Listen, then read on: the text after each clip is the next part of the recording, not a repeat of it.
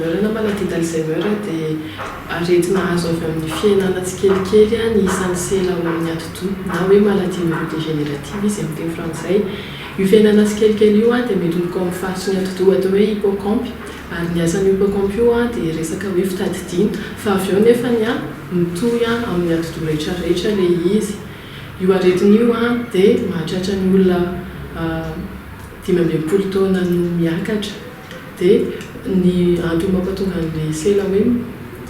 miena nisany misy protéine izay mpanimba ao anatin'ilay sela ny atoto dia misimba tsikelikely izany ilay sela ny atoto.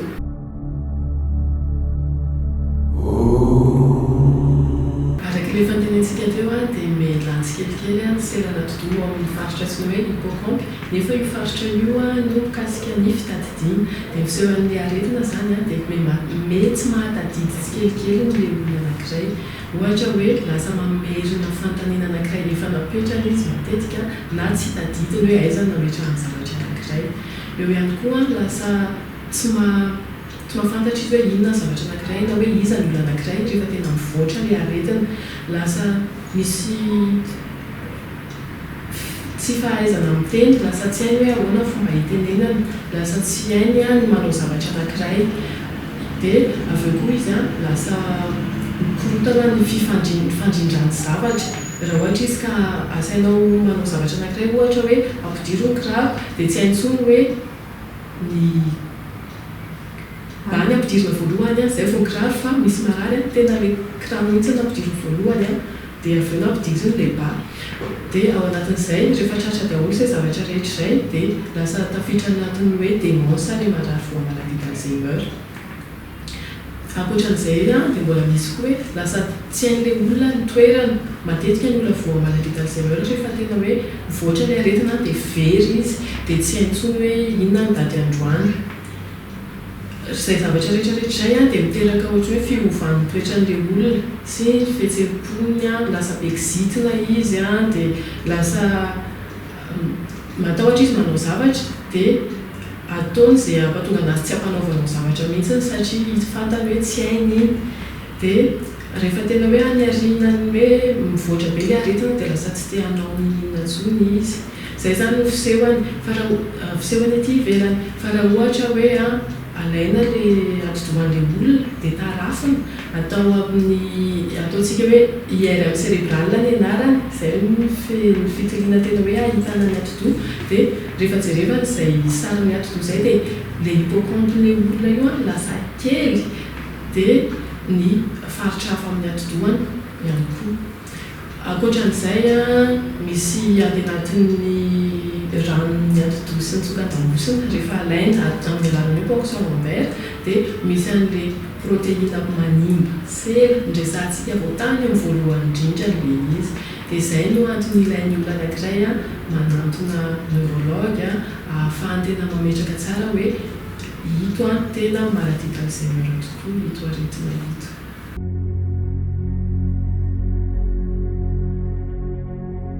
Mbola tsisy fikarohana izany hita hoe inona no mahatonga ilay aretina ety ivelany fa ny zavatra efa andresantsika teo hoe mialany tsikelikely misimba tsikelikely ilay sela satria misy protéine izay manimba ao anatin'ilay sela. Dia araka efa andresantsika teo koa hoe ny olona lehibe efa nahazo azy taona ny vo dia anisany hoe mahavoana azy izany sy ny ataony ny hoe taona mihitsy izany mampatonga ny olona hoe vao maladie d'Alzheimer. Dia tsy manaranaka mihitsy ny maladie d'Alzheimer raha ilay aretina ilay fantatritsika ilay hoe olona mihoatra 15 taona ny vo fa misy hoe karazany anankiray mipoitra manoloana fa 17 taona ilay izy dia io raha isan-jato ihany no voan'io dia izay hoe mety hoe manaranaka. Misy koa izay tsika hoe mety hoe antony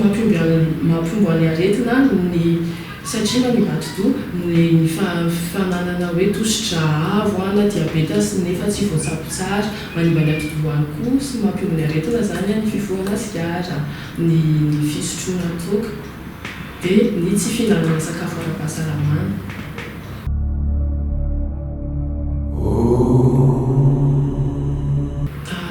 voalohany dia mbola tsisy hoe fanafody mampasitrana tanteraka ny maladie d'Alzheimer na hoe traitement curatif fa ny fitsaboana kosa ny fandraisan-tanana dia iarahana lalam-pitsaboana maromaro miaraka amin'ny fianakaviana dia voalohany indrindra ny aloha mba hitsaboana tsara ny aretina dia mila fantatra hoe tena vo marina ve ilay olona sa tsy vo dia mila manantona manam-pahaizana momba ny maladie d'Alzheimer zany mila anankiray na neurologue anaovana tsara hoe maladie d'Alzheimer ty sa tsy satria misy karazam-be be ny antsointsika hoe démence ka anisan'izany ny maladie d'Alzheimer. Ny fitsaboana anazy ilay teneniko hoe misy lalam-pitsaboana be miaraka aminazy dia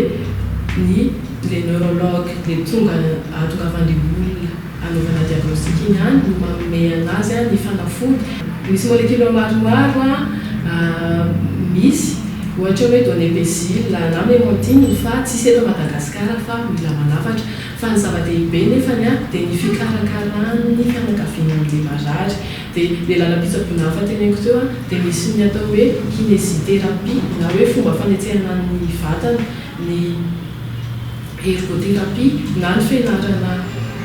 mampiasa ny tanana sy mandrindra zavatra ary ny orthophonie hoe fianarana amin'ny teny satria rehefa mivoatra ilay aretina araka ny antenentsika teo dia lasa tsy mahay an'izay zavatra izay ilay olona vao maladie d'Alzheimer. Ny tanjon'ny fitsaboana ny maladie d'Alzheimer dia mampatonga ilay olona anankiray tsy miantehatra amin'olona izay eran-drindra azo atao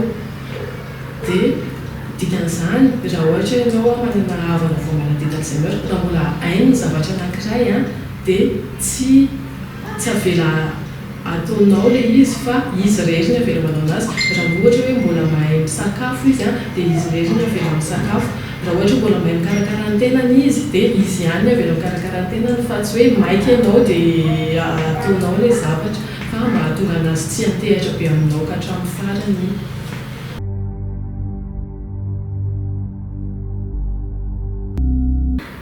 Raha ohatra hoe tsy manaraka fitsaboana izy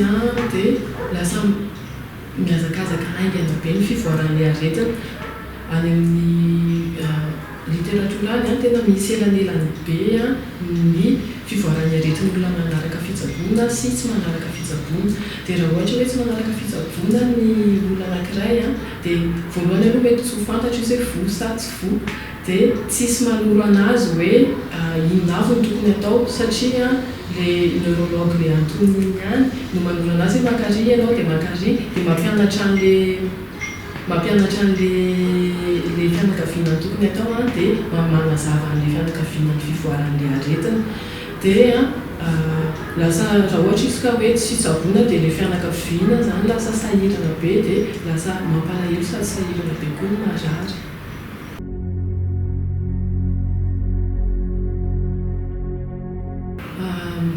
Misy afaka hoe andraisana tanana ny olona vao maladie d'Alzheimer any anatin'ilay hôpital lehibe ireny efa misy neurologue daholo eraky ny faritany eraky Madagasikara dia zareo no manome an'ilay olona hoe izao avy ny tokony atao dia izao avy ny tokony le zany raha ohatra vao any maladie d'Alzheimer ianao. Tsy adintsika koa fa misy centre de neurologie d'Antananarivo any Accra ohatra afaka mandray izy io dia ny professeur Alete-Ndrazanarivelo dia izy io dia neurologue ihany koa.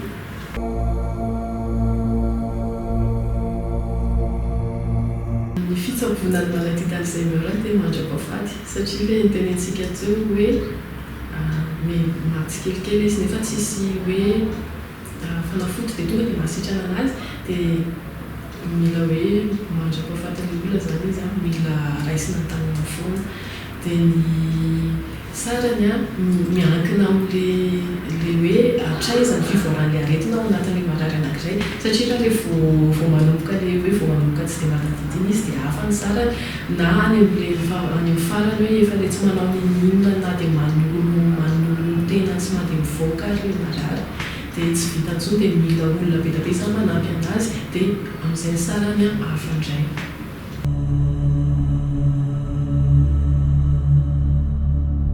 Tsy mila rehetrarehetra aloha ny voan'ny maladie d'Alzheimer fa misy ohatra hoe olona manana foto-tarazo any anatiny any na hoe gène de susceptibilité dia izy no vo dia manarakarak'izay any anaty littérature dia misy ohatra hoe anton-javatra miaro na hoe facteur protecteur ny maladie d'Alzheimer. Ny anisan'izany ny fianarana ny olona tia mampiasa saina sy le olona nianatra be ireny tsy voan'ny maladie d'Alzheimer kokoa miohatra amin'ny hafa. Dia anisan'izany koa ny olona le tia mampiasa vatana reny dia ny olona tia mihinana sakafo ara-pahasalamana. Le fandresantsika teo koa hoe ny misy an'le aretina toy ny hoe tosi-dra, diabeta sy ny manimba ny ati-doha ireny dia ny fisorohana an'ireny koa dia anisany hoe mampatonga ny aretina Alzheimer tsy ho lasa grave izany.